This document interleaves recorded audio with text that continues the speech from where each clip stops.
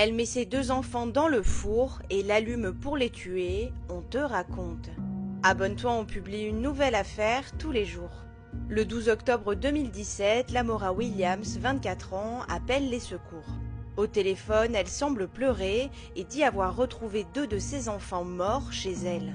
Les détails qu'elle donne sont immondes. Elle dit que la cuisinière est tombée sur un de ses fils et que le deuxième est par terre, la tête totalement écrasée, son cerveau répandu un peu partout. Elle continue en disant « Vous pouvez m'aider ? Je ne veux pas me retrouver en prison car ce n'est pas de ma faute. Je rentre à peine du travail. » Une réaction plutôt étrange, et puis c'est un mensonge. En réalité, elle a démissionné de son travail quelque temps auparavant pour pouvoir s'occuper de ses enfants.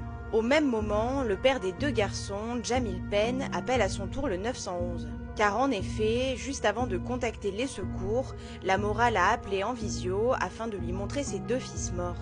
Une action monstrueuse qui paraît encore une fois très étrange aux yeux des enquêteurs. Et l'autopsie va confirmer leurs doutes. En réalité, Lamora a placé ses deux enfants, Keyunte Penn 1 an et Jack Arthur Williams 2 ans, dans le four avant de le mettre en route à une température élevée. C'est de cette manière-là qu'ils sont décédés, une mort brutale et très douloureuse.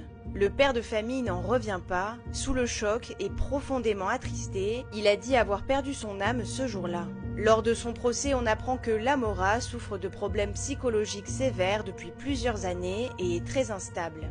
Malgré le rapport d'autopsie, devant le jury, la jeune femme clame son innocence et dit n'y être pour rien dans la mort de ses deux fils. Mais le jury ne la croit pas et la condamne à une peine de prison à perpétuité sans possibilité de libération.